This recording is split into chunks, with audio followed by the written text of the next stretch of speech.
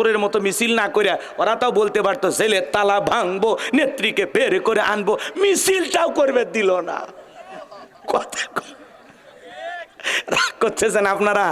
তো উনি মাঝে মাঝে আসতে চাই, আমরা আবার ডাকি বুবু আহিবা তুমি আইবা গো, সেই দিন আইসা বুবু ক্ষমতা পাইবা না।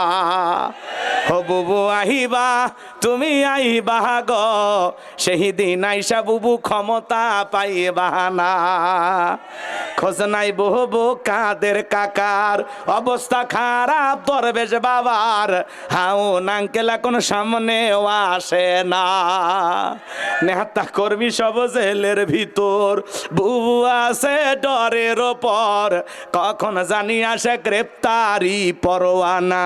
বুবু আইবা তুমি আইবা গো, সেই দিন আইসা বুবু চিয়ার পাইবা না। ক্ষমতার চেয়ার থেকে নামা সহজ, কিন্তু ওই চেয়ারে ওটা কঠিন। কথা কন ঠিক কিনা? বাজান গো, আমার মন খারাপ করবেন না, সামনের দিকে যাই।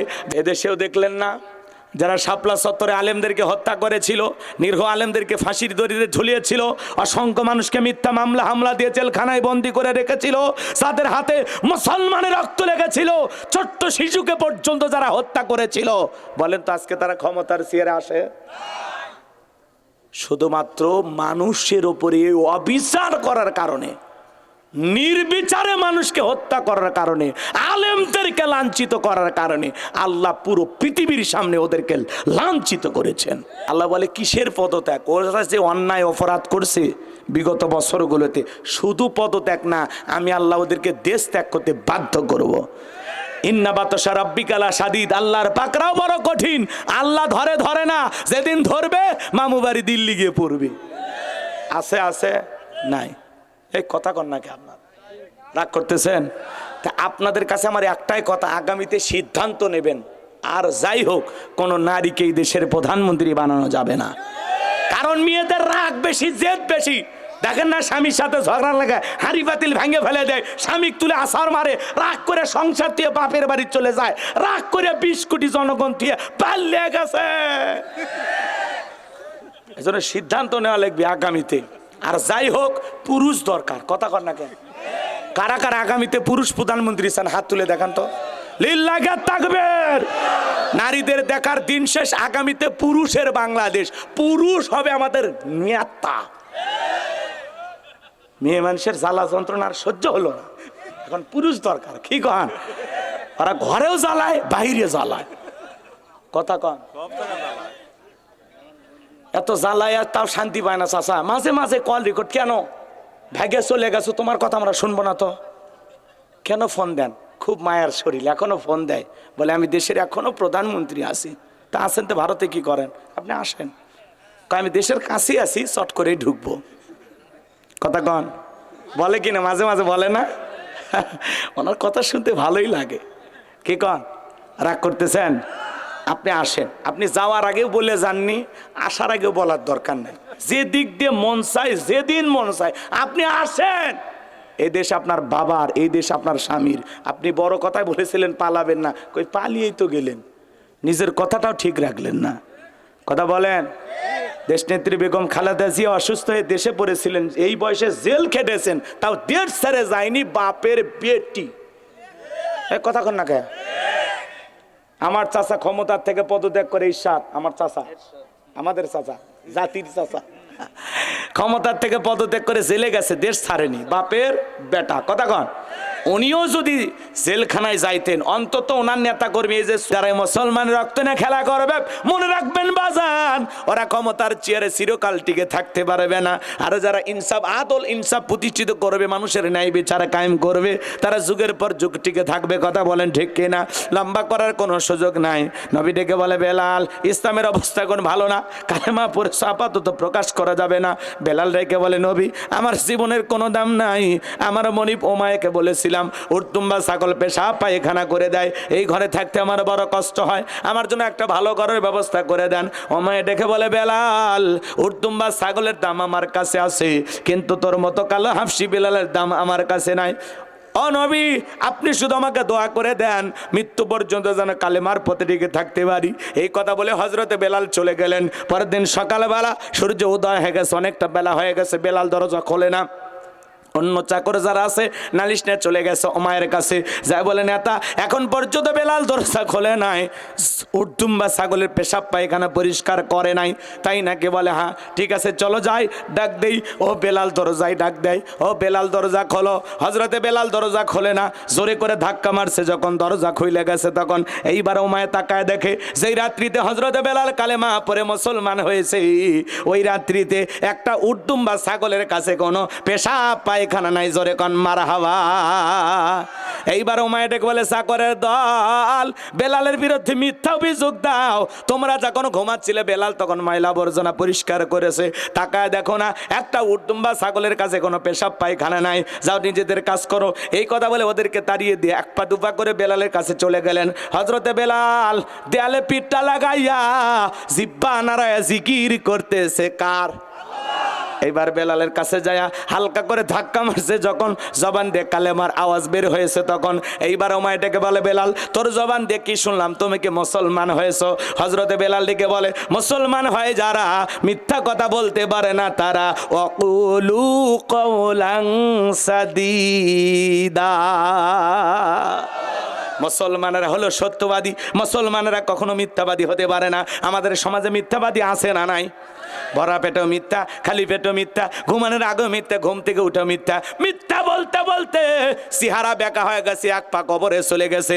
এত মিথ্যা কথা বলে শয়তান পর্যন্ত বলে আমি এত খারাপ না। আছে না নাই মিথ্যাবাদী? মুসলমান জবান দিয়ে কখনো মিথ্যা কথা বলা যাবে না, মুসলমান হবে সত্যবাদী। কথা বলেন ঠিক কি না? একটা মিথ্যা বলতে গিয়ে হাজারো মিথ্যা নতুন করে তৈরি করা লাগে, ওইটার সংশোধন করার জন্য। কথা বলেন, খালি পেঁয়াজ লেগে যায়, মিথ্যা বললে পেঁয়াজ লেগে যায়।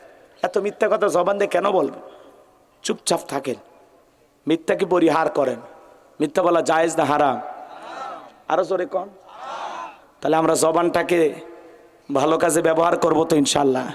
এই জবান দিয়ে আমরা মিথ্যা কথা বলবো না। আজকের মাহফিল থেকে শপথ নেওয়া যাবে যে আমি জীবন দশায় কোনোদিন মিথ্যা কথা বলবো না, সব সময় সত্য কথা বলবো ইনশাআল্লাহ। সম্মানিত ভাইয়েরা আমার, লম্বা করবো না, সংক্ষিপ্ত কথা বলে দেওয়া যায়, সামনে গেলে মজা পাবেন। যুবক রেডি থাকো, তোমাদের জন্য ওয়াজ হবে।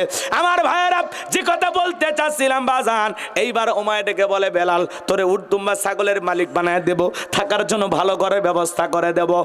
বেলাল ডেকে বলে ওমাইয়া দুনিয়ার পার্থিব সম্পদের বিনিময়ে বেলাল তার ঈমান বিক্রি করবে না। আল্লাহু আকবার। এইবার ওমায় ডেকে বলে আমার কথা না শুনলে বড় নেতা আবু জেলকে খবর দেব। হযরতে বেলাল ডেকে বলে কোনো বড় নেতা ছোট নেতা এখন কাউকে গোনার টাইম নাই। আমি দুনিয়ার কোনো আবু জেলকে ভয় করি না, আমি ভয় করি আমার আল্লাহকে। এইবার ওমায় দৌড়ে চলে গেলে আবু জেলের বাড়িতে, যা বলে নেতা সংবাদ খুব খারাপ, আমার বাড়ির কৃতদাস বেলাল কালেমা পড়ে মুসলমান হয়েছে। তাই নাকি? বলে হ্যাঁ ঠিক আছে যাও আমি আসতেছি। আবু জেলের সাঙ্গ পাঙ্গ ক্যাডার মাস্তান ছিল, যাদের কাজই হলো মুসলমানদের উপর নির্যাতন জুলুম চালানো। আজও তাম পৃথিবীর দিকে তাকায় দেখবেন জালেমদের বিশেষ একটা বাহিনী থাকে, যাদের কাজই হলো টুপিওয়ালা দাড়িওয়ালা ইমানদারদেরকে জঙ্গি তকমা লাগায়া পৃথিবীর মানচিত্রে সন্ত্রাস প্রমাণ কইরা তাদেরকে হত্যা করা। এই কথা বলেন না কেন? জালেমেরা টিকে থাকে কিভাবে? নিরীহ আলেমদের উপরে, ইসলাম আলাদের উপরে জুলুম করে। কথা বলেন না কেন? আজও পৃথিবীতে জালেমেরা কিভাবে টিকে আছে? মুসলমানের রক্ত নিয়ে খেলা করে। মুসলমানকে হত্যা করলে বলে সন্ত্রাস মারলাম, আর মুসলমানেরা পাল্টা জবাব দিলে বলে নিরীহ মানুষ মারছে। তোমরা মারলে, মুসলমান মারলে কয় সন্ত্রাসী মারছে। বোঝেন নাই? মুসলমানকে ওরা মানুষের কাতারেই মনে করে না। এরকম জালেম পৃথিবীতে আছে না নাই? তাছাড়া আজকে জাতিসংঘ বলেন পৃথিবীতে এত বড় বড় রাষ্ট্র আছে, কেউ মুখ ফুটে কথা বলে না একটা নিরীহ শিশুকে কিভাবে হত্যা করা হচ্ছে। কথা বলেন ঠিক কিনা? আসমানের দিকে শিশুটাকে এরকম ছুঁড়ে মারা হচ্ছে, নিচে তরবারি ধরা হচ্ছে, দুই টুকরো হয়ে জমিনে পড়ে যাচ্ছে। কি বর্বর হত্যাকাণ্ড পৃথিবীতে চলতেছে। পৃথিবীর বেঈমান নেতারা কোনো কথা বলে না, মুখে কুলুপ লাগায় বসে আছে। কথা বলেন। বললেই যদি দুই একটা বম ওর দেশে পড়ে, এই ভয়ে কথা বলে না। রাগ করতেছেন আমার কথা? আমার ভাইয়েরা দিল দিয়ে কথাগুলো বোঝার চেষ্টা করবেন। এইবার আবু জাহেল সাঙ্গ পাঙ্গ কাটার মাস্তান নিয়া ওমায়ের বাড়িতে হাজির হয়ে গেল। ডাইকা বলে, বেলাল এই দিকে আয়। এ বেলাল, এই সব কি শুনছি, তুমি নাকি মুসলমান হয়েছো? হজরতে বেলাল ডেকে বলে, গতকাল রাত্রিতে নবীজির হাতে হাত রেখে আমি কালেমা পড়ে মুসলমান হয়েছি। তাই নাকি? বলে, হ্যাঁ। বেলাল, তাহলে শুনে নি, আমি তোরে পার্সোনাল মহাব্বত করি, তোর ওপর একটা বিশেষ নজর ভালোবাসা কাজ করে। এ বেলাল, তুমি যদি চাও উটতুম্বা ছাগলের মালিক তোমাকে বানায় দেব, থাকার জন্য ভালো ঘরের বাড়ি ব্যবস্থা করে দেব, ব্যবসা বাণিজ্য যদি করতে চাও দিরহাম টাকা পয়সা যা লাগে দেব রে বেলাল। চতুর্থ নাম্বার প্রস্তাব হলো, তুমি যে কোনো বিষয় চাইতে দেরি, তোমার চাহিদাটা পূরণ করতে দেরি করব না, এখনো সময় আছে। আব্দুল্লাহর বেটা মোহাম্মদ সাল্লাল্লাহু আলাইহি সাল্লামের ধর্ম ত্যাগ করে আবারও বাপ দাদার ধর্মে ফিরে আসো। হজরতে বেলাল ডেকে বলে, আবু জেলের, দুনিয়ার সব সম্পদ যদি আমি বেলালকে দিতে চাও, দুনিয়ার সব সম্পদ ছাড়তে রাজি, নবীজির কালেমা ছাড়তে রাজি নাই। বলেন আল্লাহু আকবার। বেলালের মতো যারা খাঁটি ইমানদার, এদেরকে টাকা দিয়ে কেনা যায় না, কিন্তু মুনাফিক মার্কা মুসলমান যারা টাকার কাছে বিক্রি হয়, তারা টাকা যেই দিকে ওদের ফতুয়া সেই দিকে, টাকার জোরে ফতুয়া ঘরে। টাকা পাইলে বাতিলের পাঁচাটা গোলাম হয়। কথা বলেন। কত হুজুর যায় বাতিলের পায়ে সিজদা মারতেছে। কথা বলেন। কত টুপিওয়ালা দাড়িওয়ালা একটু সুবিধাবাদ জিন্দাবাদ, সময়ের আবহাওয়ার পরিবর্তন দেখা মাথা নত করে এখনই হুজুর হুজুর কওয়া শুরু করছে। এ কথা কন না কে? নাম ধরে বলা লাগবি না ইশারা মারলে বোঝেন? নাম বললেই কবে এরা দলাদলি করতেছে। নাম বলবো না। আজকে এক শ্রেণীর হুজুর টাকার কাছে বিক্রি হয়ে গেছে, বাতিলের পাঁচাটা গোলাম হয়ে গেছে, বাতিলের সুরে কথা কয়। কথা বলেন না কেন? ওই সুর নিজের না, বাতিলের সুর। টাকা খাইয়া উল্টা পাল্টা কথা বলে, টাকার জোরে ফতুয়া ঘরে। গরিবের ছেলে যদি অকাম বদকাম করে, কয় ধর মার বাম দেখ এখনো বেঁচে আছে। আর ধনির ছেলে, কুটিপতির ছেলে, সভাপতির ছেলে যদি কিছু করে, ইমাম সাহেবের ফতুয়া পাল্টা যায়। কয় ধনির ছেলে তো একটু ভুল ভাল কাজ করছে, সমস্যা নাই, ছোট মানুষ তওবা করে। আল্লাহ কথা কয় না কে? ও হুজুর, ধনির বেলায় ফতুয়া পাল্টে যায়। এখন কি ফতুয়া দিবি? সঠিকটা বললে তোর ইমামতি চলে যাবি। ওই ভয় আর সঠিক ফতুয়া দেয় না। আছে না নাই? বউ তালাক দেশে মাথা গরম করে যায়। তালাকের মাসালা সঠিক আমি ওইটা বলতেছি না। হঠাৎ করে রাগ করে তো বউ তালাক দেয়। নাকি কেউ সিরাজগঞ্জ থেকে 2 কেজি গরুর গোস্ত নিয়ে আসে, পাকিস্তানি দেশি মুরগি, বোয়াল মাছ, কাতল মাছ, একবারে টাঙ্গাইলে 3টে শাড়ি, 6টা 3 পিস, চুরি, আলতা, সোনো, কসমেটিক, 2 ভরি স্বর্ণের গহনা, কি কর বইয়ের যা যা লাগে সব নিয়ে এসে দুপুরে গোস্ত টোস্ত ভাত দিয়ে বগুড়ের দই মিষ্টি খিলে হাসতে হাসতে বলে, আমি এখন তোমাকে তালাক দেব। এরকম মজা করে কেউ তালাক দেয় নাকি রাগ করে দেয়? এই যুবক, বিয়ে করার আগে তালাকের মাসালা জানো। কথা কয় নাকি? যে কোন কথায় কি কথায় কিভাবে বউ তালাক হয় একটু জানো আগে। কথা কয় নাকি আপনারা? রাগ করে বউ তালাক দেয়, রাগ করে তোর খালি বইয়ের তালাকের কথাই বের হয়। রাগ করে 7 দিন কক্সবাজার যা থাক, রাগ করে 7 দিন জঙ্গলের মধ্যে থাক, সুন্দরবন যা মধু পরিষ্কার কর, যা মধুর চাক কাট। কথা কর না কে? তোর রাগ এতই বেশি, তুই 3 মাস জেলখানাতে এমনি বন্দি হয়ে থাক। রাগ করে খালি বউ তালাক দিবেরই মনে চায় না। হাই রে রাগ, রাগ করে কন্ট্রোল করে পারে না। 1 তালাক 2 তালাক, তোর মা বোন সব তালাক। কেরে তোর মা বোনও কে বিয়ে করছিল? হ্যাঁ, শাশুড়ি পর্যন্ত তালাক দেয়। এরকম হাইব্রিড শয়তান আছে না নাই? আল্লাহ হেদায়েত দান করুক। রাগ করে তো মানুষ বউ তালাক দেয়। পরে যখন ভুল বুঝতে পারে যে এখন বাচ্চাদের কি হবি, আমার এই কাপড় চোপড় কে ধোবি, হ্যাঁ রে বউ তার কাছে পাবো না, আদর করতে পারবো না, আর মাথা গরম হয়ে যায়, তখন মুফতি সাহেবের কাছে বলে, হুজুর একটা বাচ্চার রাস্তা দেখান হুজুর। কথা কয় না কে? আছে না ভাই? তখন হুজুরের হাতে 5,000 10,000 টাকা দিয়ে দেয়। ওই হুজুর হুজুর টাকার গন্ধ পায় তখন। আসলে এটা প্রথমবার না, প্রথম তালাক দিছে। আচ্ছা দেখি কি করা যায়। হুজুর এইবার 10-5 মিনিট গবেষণা করে চিন্তা ভাবনা করে বলতে ব্যাপার না, যেহেতু মানুষ আসলে ভুল করে, আল্লাহ ভুল বা অপরাধী যে বান্দা আল্লাহ তাকে ক্ষমাও করে, সমস্যা না ভাই, একবার তওবা করে নিতে পারেন। ওরে শয়তানি আছে না নাই? হ্যাঁ আছে। তবে হ্যাঁ, আপনার বউ যদি রাগ করে আপনার তালাক দেয় তাহলে সমস্যা নেই, ওই পাগলি যা কয় তালাক দিবি পুরুষ, পুরুষ কথা কয় না কে? অনেক মেয়ে মানুষের তালাক দেয় না, আমি তো তালাক দিলাম, 1 তালাক 2 তালাক 3 তালাক। ওই পাগলি জানে না তোর এটা কওয়া না কর সমান রে। কথা কন, কথা কন। আল্লাহ মা বোনদের হেদায়েত দান করুক, জোরে বলেন আমিন। তাহলে টাকা পাইলে ফতুয়া ওলট পালট হয়ে যায়, কথা কন। টাকার জোরে ফতুয়া ঘরে, টাকার জোরে।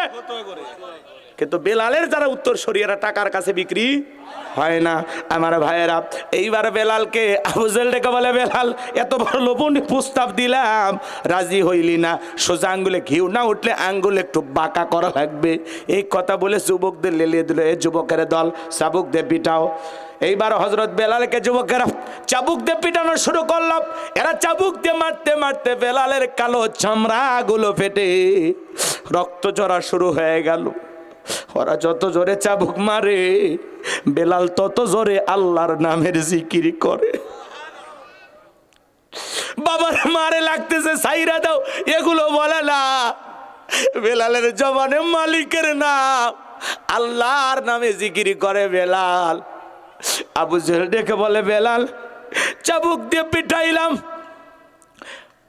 দেহ থেকে রক্ত ঝরা শুরু হয়ে গেছে, এ বেলাল তবুও কি নবী মুহাম্মাদের কালিমা ছাড়বি না? বেলাল ডেকে বলে, আবু জেহেল রে, মারতে মারতে যদি মেরেও ফেলে দাও, জীবনটা দিতে রাজি, নবীজির কালেমা ছাড়তে রাজি নাই। ইসলামের প্রথম মুয়াজ্জিন বেলাল।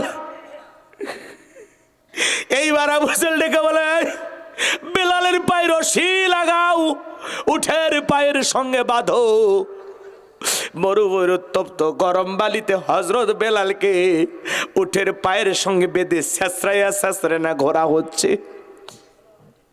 আরবের মরুভূমির বালিগুলো এত গরম, চাল দিলে মুড়ি হয়ে যায়, এত উত্তপ্ত ফুটান্ত গরম বালি বাজার।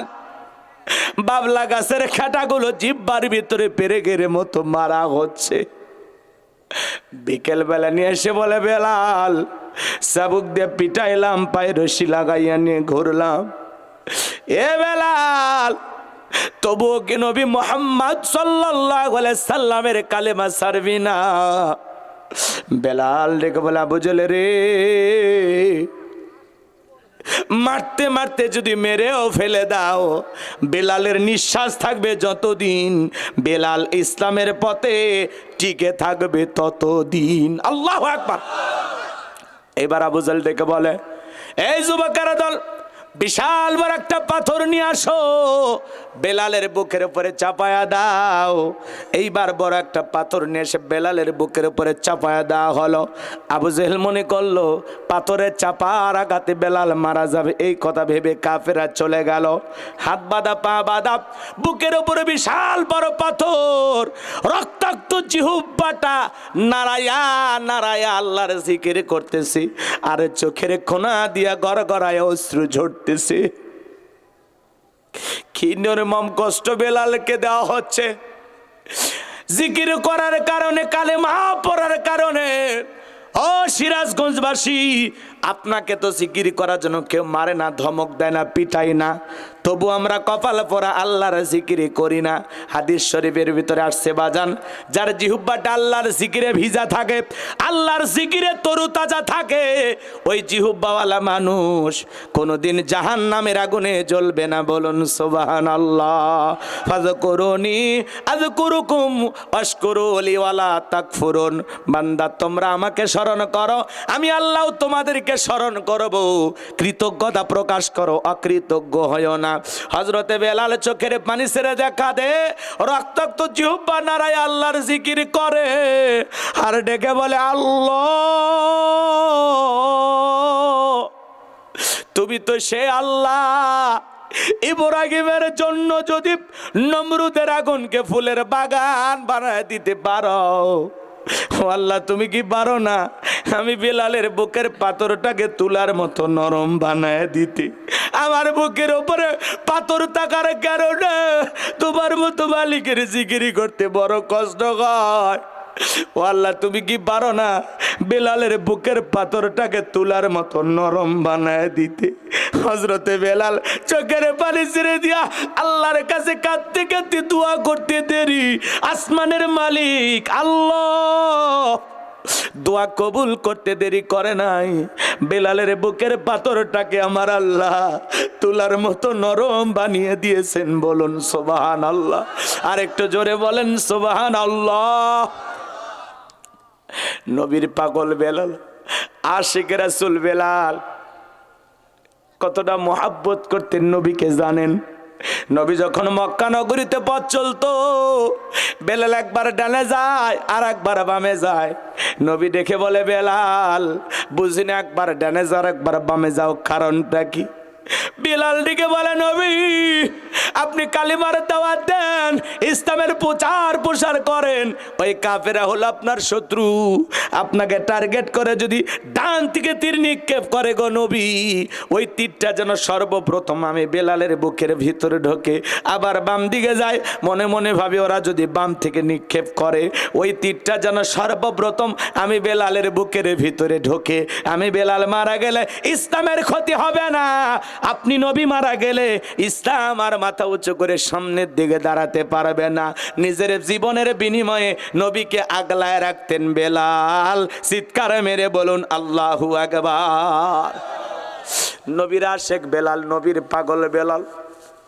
কয়টা ঘটনা বলবো বাজান, ওই দিকে আর যাওয়ার সুযোগ নাই, সংক্ষিপ্ত কথা আপনাদের উদ্দেশ্যে বলে দিয়ে যায়। বেলালের নির্যাতন জুলুমের কথা বিশ্ব নবীর কান পর্যন্ত যখন পৌঁছে গেল, নবী আমার আবু বকরকে ডেকে, আবু বকর বেলালের কষ্টের কথা সহ্য হয় না, যাও যাও তুমি আমার বেলালের জন্য একটা কিছু করো।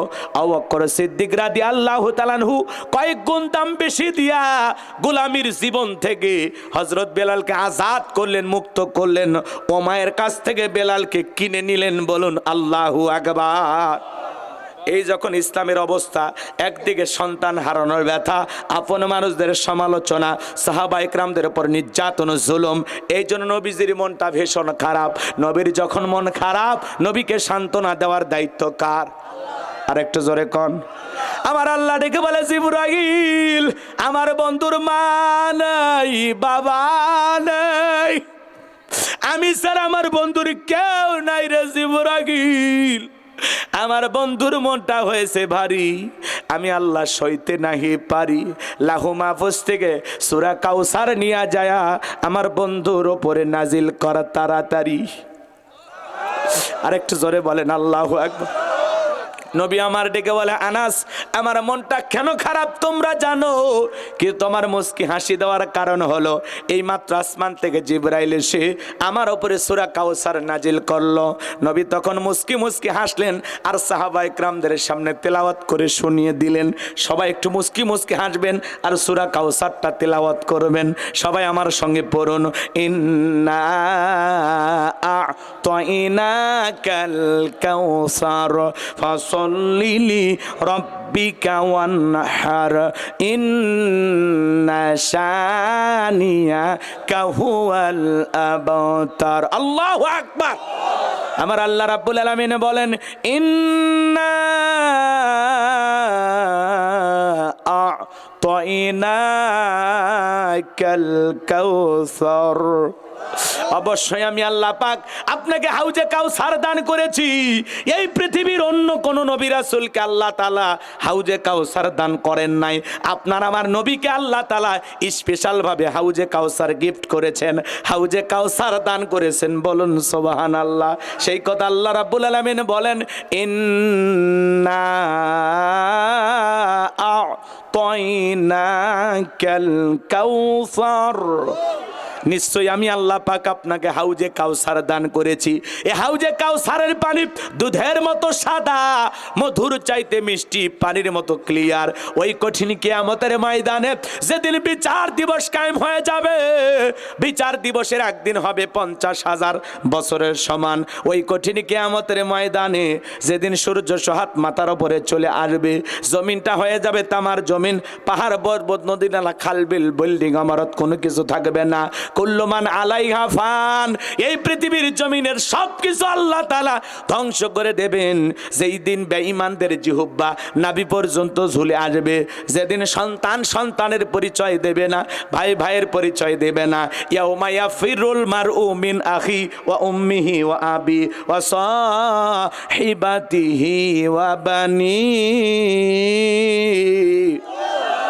ইয়াউমা ইয়াফিরুল মারউ মিন আখি ওয়া উম্মিহি ওয়া আবি ওয়া সাহিবাতিহি ওয়া বানি।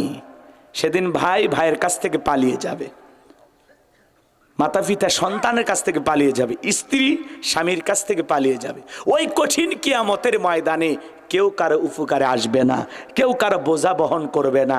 ওই কিয়ামতের ভয়াবহ ময়দানে, ওই কঠিন দিনে আল্লাহর আরশের ছায়া ছাড়া আর কোনো ছায়া থাকবে না। ওই ছায়ার ভিতরে আল্লাহ পাক শাস্তিরুণীর মানুষকে ছায়া দান করবেন। এই যে রঞ্জু ভাইয়ের মতো, পলাশ ভাইয়ের মতো যারা দান করে আল্লাহকে রাজি খুশি করার জন্য, দুহাতে বিলিয়ে দেয়, যারা ন্যায় পরণ বাদশা, ওইটা একটা আলাদা হাদিস সুন্দর করে বললে আপনারা ভালো পাইতেন, শুনতে ভালো লাগতো। কষ্ট হচ্ছে আপনাদের? শাস্তিরুণীর মানুষ, এই শাস্তিরুণীর স্পেশাল মানুষদেরকে আল্লাহ রাব্বুল আলামিন ওই কিয়ামতের ময়দানে তার আরশের নিচে ছায়া দান করবেন। যারা দানকারী তাদেরকে আল্লাহ ছায়া দেবেন। সুবহানাল্লাহ বলেন। তাহলে আপনারা যারা দান করছেন ঠকছেন? বলেন ঠকছেন? ঠকেন নাই। এটা হলো আল্লাহ তাআলার কিয়ামতের ময়দানে আল্লাহ তৈরি করা ভিআইপি গ্যালারি।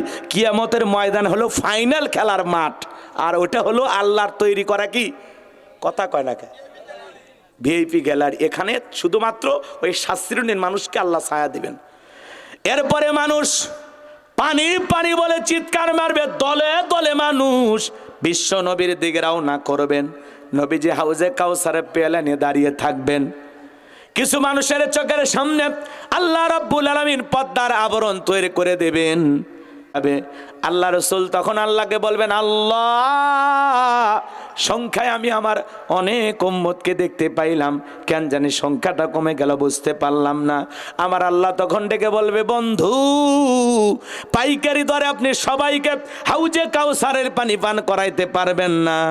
দুনিয়ার জীবনে দুইটি অপরাধ করেছিল যারা, আপনার হাতে আজকে কিয়ামতের ময়দানে হাউজে কাউসারের পানি পাবে না তারা।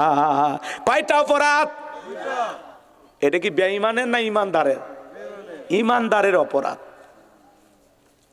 বেঈমানের এত পানির ধারেতই নাই, অত বিনা হিসেবে জাহান না।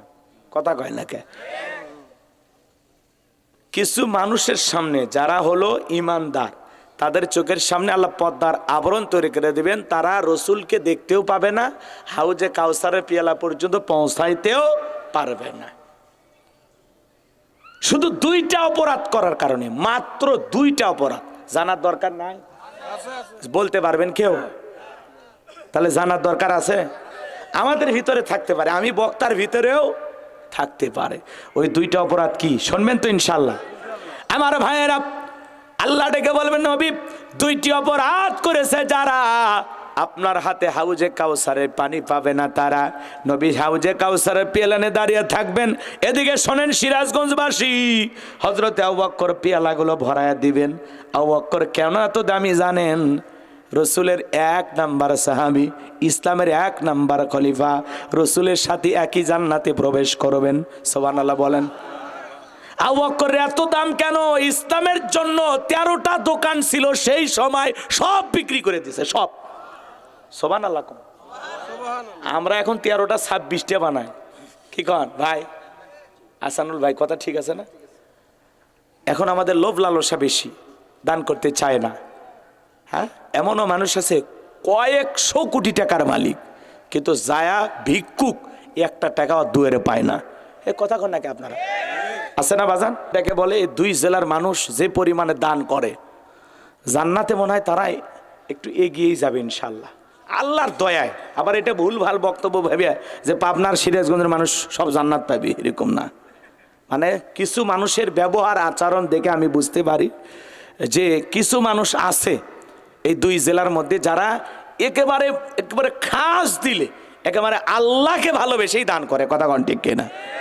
এরকম দান আমি অন্য জেলায় পাই না। তো এই জন্য মনে হয় এই দুই জেলার মানুষ সহজ সরল নরম, ইসলামের জন্য তারা যেভাবে ব্যয় করতেছে আল্লাহ রাব্বুল আলামিন অবশ্যই তাদেরকে দয়া করে তারা আরশের নিচে জায়গা দেবেন ইনশাআল্লাহ, এটা আশা রাখি। শোনেন শোনেন আমার কথা শোনেন। হযরত আবু বকর পিয়ালাগুলো ভরায় দিবেন, মাঝখানে দাঁড়িয়ে থাকবেন হযরত ওমর রসুলের হাতে দিবেন, আর নবীজি তার আদরের উম্মতদেরকে খুঁজে খুঁজে কিয়ামতের ময়দানে হাউজে কাউসারের পানি পান করাবেন। বলুন সুবহানাল্লাহ। কিয়ামতের মাঠে নবীজির হাতে কারা কারা হাউজে কাউসারের পানি পান করতে চান? দুই হাত তুলে আল্লাহকে দেখান, দেখে বলেন আল্লাহ আমাদের সবাইকে কিয়ামতের ময়দানে নবীজির হাতে হাউজে কাউসারের পানি পান করার তৌফিক দান করুন। আল্লাহ আমাদের সবাইকে নবীজির হাতে হাউজে কাউসারের পানি পান করার তৌফিক দান করুন। সিল্লা বলুন আমিন, আর একটু জোরে বলেন আমিন। হাত নামান আমার ভাইয়েরা, কিয়ামতের ময়দানে নবীজির হাতে,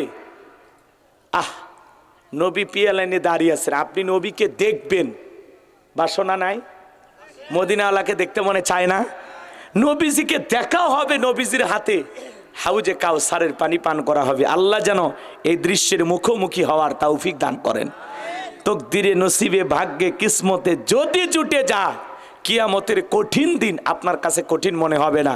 রসুলের হাতে এক পেয়ালা হাউজে কাউসারের পানি পান করলে জান্নাতে ঢোকা পর্যন্ত আপনার আর তৃষ্ণা লাগবে না, তৃষ্ণা মিটে যাবে। বলুন সুবহানাল্লাহ। শোনেন বাজান গো আমার, দিল দিয়া কথাগুলো বোঝার চেষ্টা করেন। হাউজে কাউসারের পানি চাইলে তো পাওয়া যাবে না। আমি আপনাদের এলাকায় আসলাম, একটা ছেলের হাতে কিছু চকলেট দিলাম, দিয়ে বললাম ভাতিজা আমার জন্য এক বাদা পানি এনে দেবে, একটু ওযু বানাবো। ওই ছেলেটা চকলেট পায়ে বদনানে মারছে দৌড়, মাঝখানে আচার খাইয়ে পড়ে গেছে, হাঁটুটা ছিলে গেছে, রক্ত বের হয়ে গেছে, ব্যথাও পাইছে। এরপরে বদনা ভৈরা পানি নিয়েই আমার সামনে হাজির। আমি তখন বললাম ভাতিজা এই পানি টান থেকে তোমার কষ্ট হয়েছে, মাঝখানে আচার খায়ে পড়ে গেছে, হাঁটু ছিলে গেছে, ব্যথাও মনে হয় পাইছো। ওই ছেলেটার হাতে চকলেট থাকার কারণে বলতেছে আমি এরকম কত পড়ে যাই আমার কিছুই হয় না। চকলেটের খুশির কারণে ব্যথাকে ব্যথা মনে হচ্ছে না।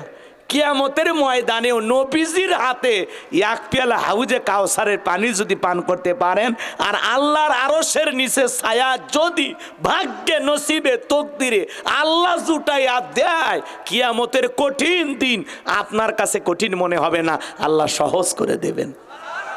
একটু জোরে কর না। নবীজির হাতে হাউজে কাউসারের পানি পাইলেন আর আল্লাহর আরশের নিচে ছায়া পাইলেন, তার মানে আপনি জান্নাতি, আপনার আর কোনো টেনশন। আল্লাহ যেন দয়া করে দুই জায়গাতে আমাদেরকে থাকার তৌফিক দান করে। এটা জোরে কর না আমিন, আর একটা চিল্লা কর না আমিন। আসমানের মালিক আল্লাহ শুনতেছে না? এই আওয়াজকে আসমানে পৌঁছাইছে না? আমরা কি কিছু চাইছি? এই সামান্য কিছু চাইছি, মালিক দিতে পারবে না? হ্যাঁ, মালিকের কোটি কোটি বান্দাকে যদি দেয় আমরা কি ওই কাতারে থাকবো না? আল্লাহর কি এটুকু দয়া হবে না? চাইবেন তো মালিকের কাছে, চাওয়ার মতো চাইবো আমরা ইনশাআল্লাহ। এবার চলেন, হাউজে কাউসারের পানি চাইলেই তো পাওয়া যাবে না, একটু কাজ করা লাগবে, কথা কয় না কে? একটু ঠান্ডা পানি দিয়ে ওযু বানায় নামাজ আদায় করা লাগবে। হঠাৎ করে কেউ যদি নামাজ ধরে, কিছু কিছু পুরাতন মুসল্লি নতুন নামাজি হঠাৎ করে মসজিদে নামাজ পড়তে গেছে, একে দেখে ঠাট্টা বিদ্রুপ করে, হাসি তামাশা করে, উত্তর পাড়ার বাদশা আজকে মসজিদে সূর্য কোন দিক উঠছে, আছে না নাই?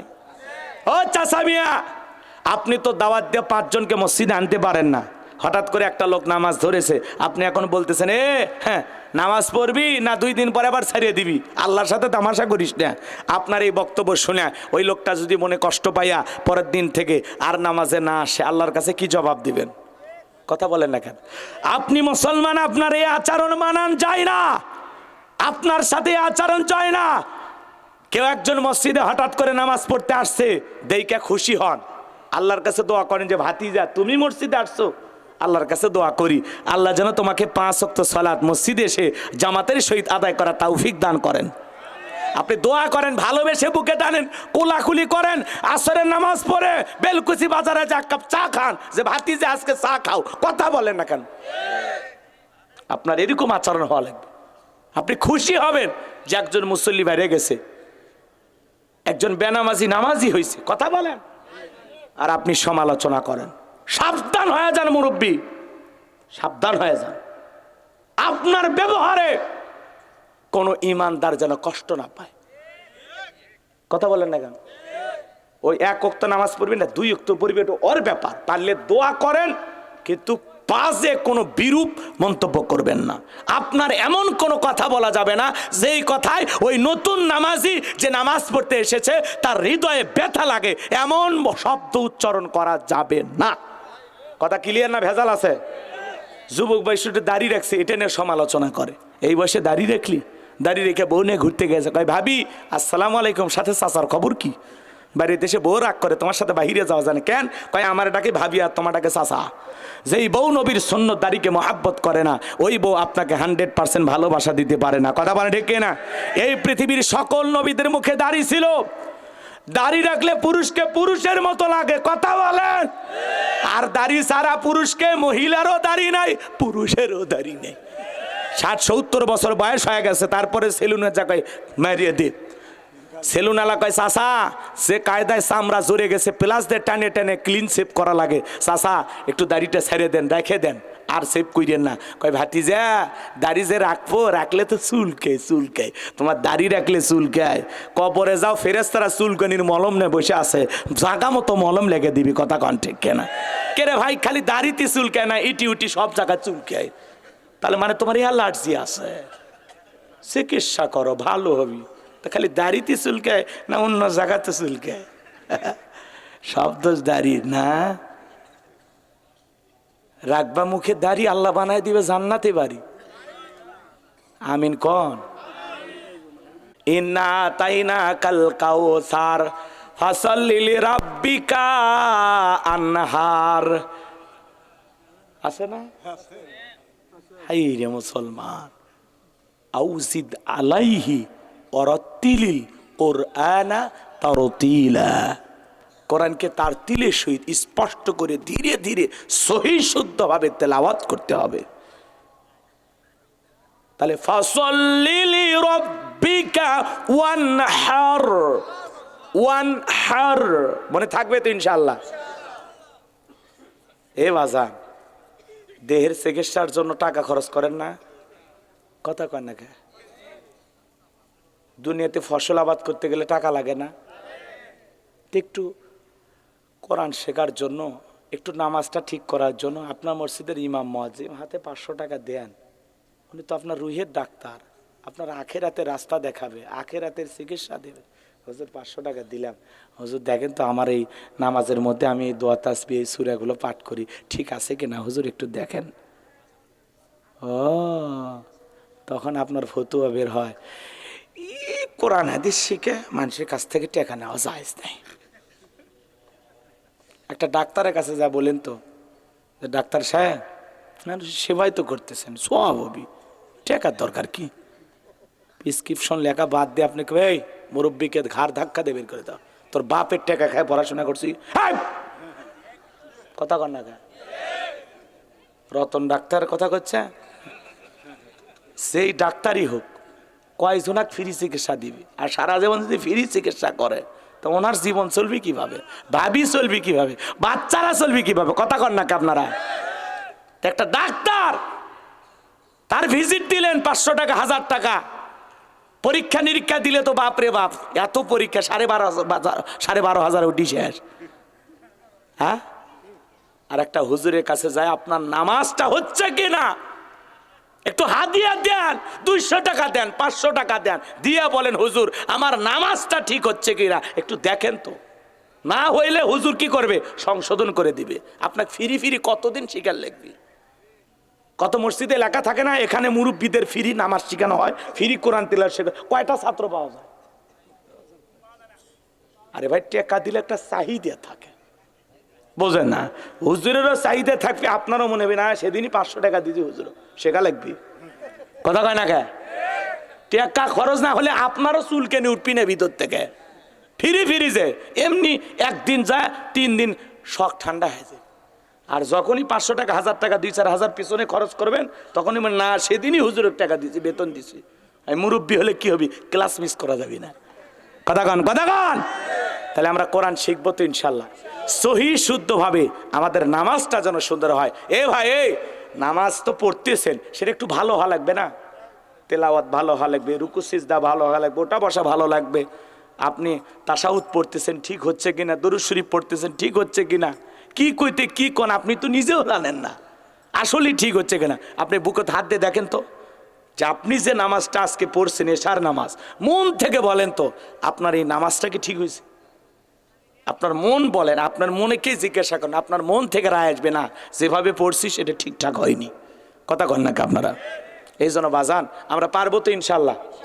তাহলে ফাসল্লিলি রব্বিকা ওয়ানহার, 1 নাম্বার হলো ফাসল্লিলি রব্বিকা, রবের উদ্দেশ্যে সালাত নামাজ হবে একমাত্র কার জন্য?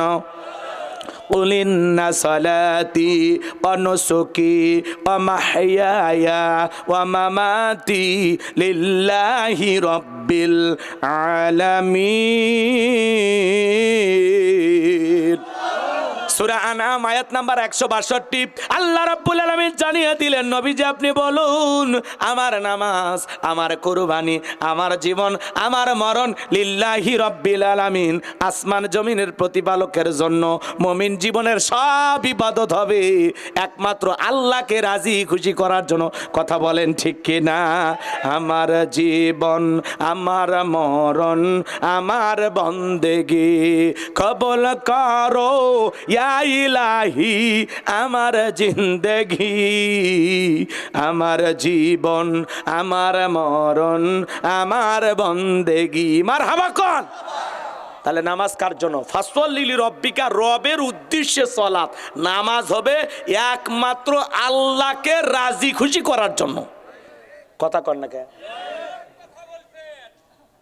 আল্লাহকে রাজি খুশি করার জন্য, আল্লাহর সন্তুষ্টি অর্জনের আশায় নামাজ নামাজের মতো হওয়া লাগবে, নামাজটা সুন্দর হওয়াই লাগবে। কথা কন? কিয়ামতের ময়দানে সর্বপ্রথম সালাতের হিসাব হবে। 1 নাম্বার নামাজ দিয়াই আপনার জীবনের হিসাব শুরু। তাহলে শুরুটা ভালো হওয়া লাগবে না?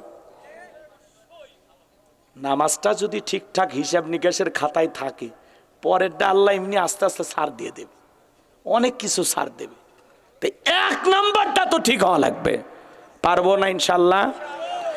নামাজ যদি নামাজের মতো আদায় করেন, আল্লাহ বলেন ফালইয়াবুদু রাব্বা হাযাল বাইত আল্লাযী আত'আমাহুম মিন জু' ওয়া আমানাহুম মিন খাউফ।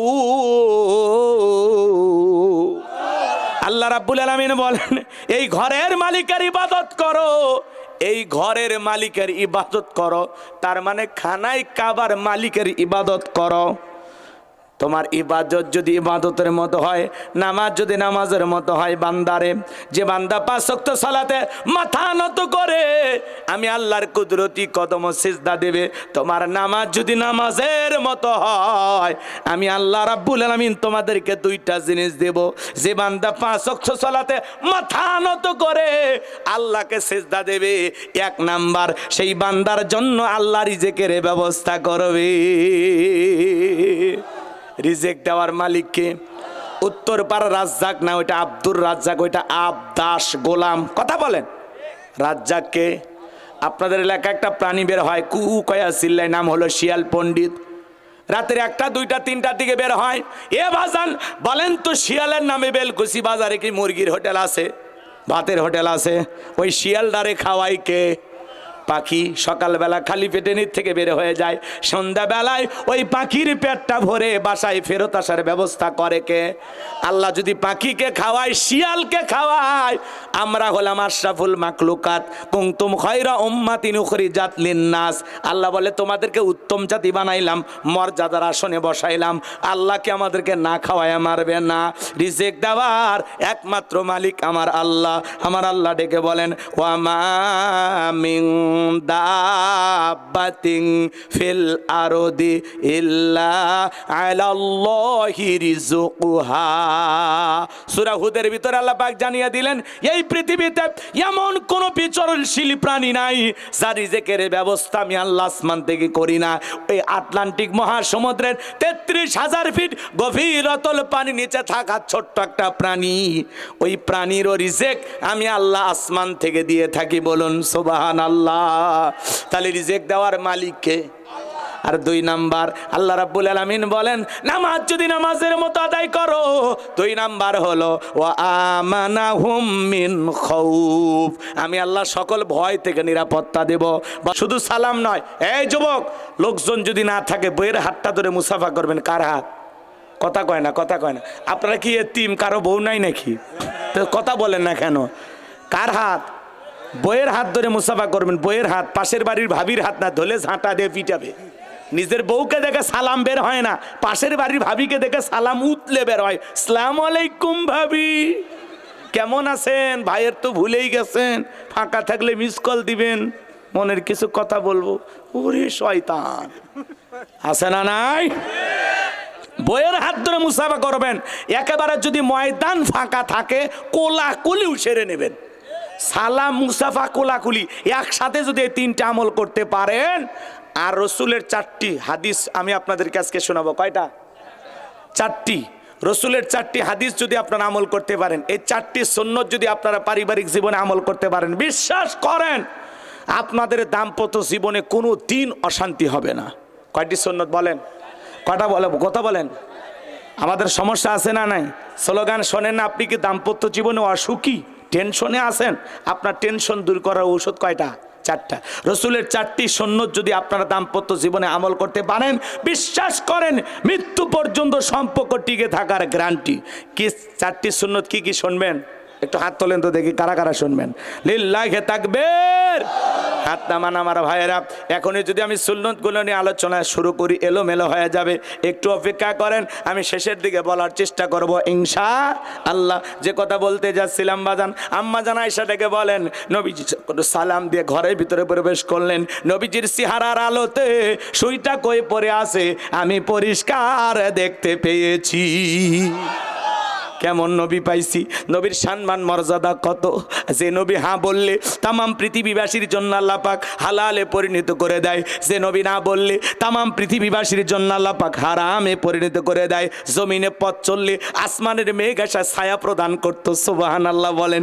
যে রাস্তা দিয়ে বের হয়ে যায় ওই রাস্তা দিয়ে সুগন্ধি পাওয়া যায়।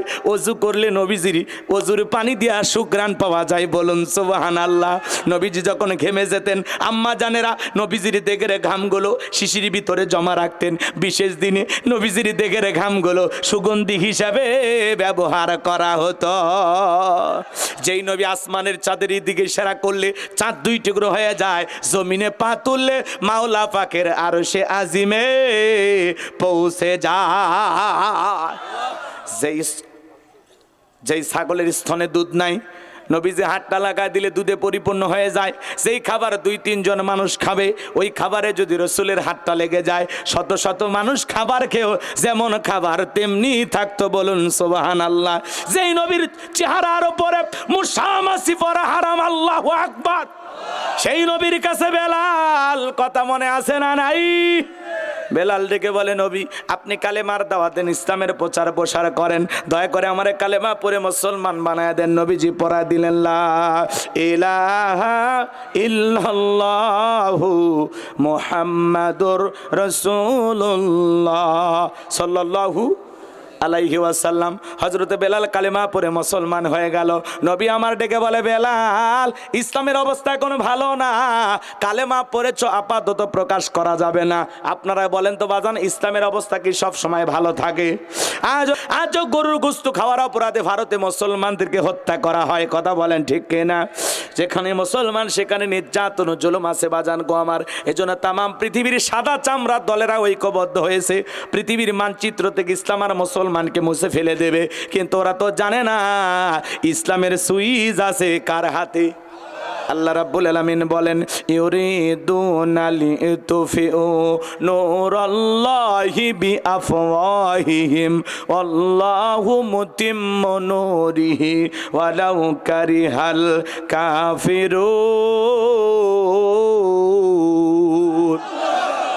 সূরা সফ আয়াত নাম্বার 8 আল্লাহ রাব্বুল আলামিন জানিয়ে দিলেন কাফেররা চাই মুখের ফুৎকারে দিনের আলোকে, ইসলামের আলোকে, কোরআনের আলোকে নেভায়া দিতে। আমার আল্লাহ ডেকে বলেন আল্লাহু মুতিম্মু নূরিহি, এই জমিনে দিনের আলোকে, ইসলামের আলোকে, কোরআনের আলোকে আমি আল্লাহ রাব্বুল আলামিন প্রতিষ্ঠিত করে ছাড়ব। যদিও কাফের বেঈমানদের অন্তরে যত ধরনের জ্বালা যন্ত্রণা হোক না কেন, বলেন আল্লাহু আকবার। এজন্য ভাইরা আমার, যারাই মুসলমানের রক্ত নিয়ে খেলা করবে, ওই জালেমদের জায়গা পৃথিবীর জমিনে হবে না। নমরুদ ইসলামকে ঠেকানোর চেষ্টা করেছিল, পারে নাই। ফেরাউন চেষ্টা করেছিল, পারে নাই। আবু জেহেল চেষ্টা করেছিল, পারে নাই। আজও নেতানিয়াহু বলেন আর ডোনাল্ড ট্রাম্প বলেন আর ভারতের মোদি বলেন, এরাও ইসলামকে থামানোর চেষ্টা করলে আল্লাহ একদিন নমরুদ ফিরাউনের মতো ওদেরকেই থামিয়ে দেবে। কথা বলে ডেকে না।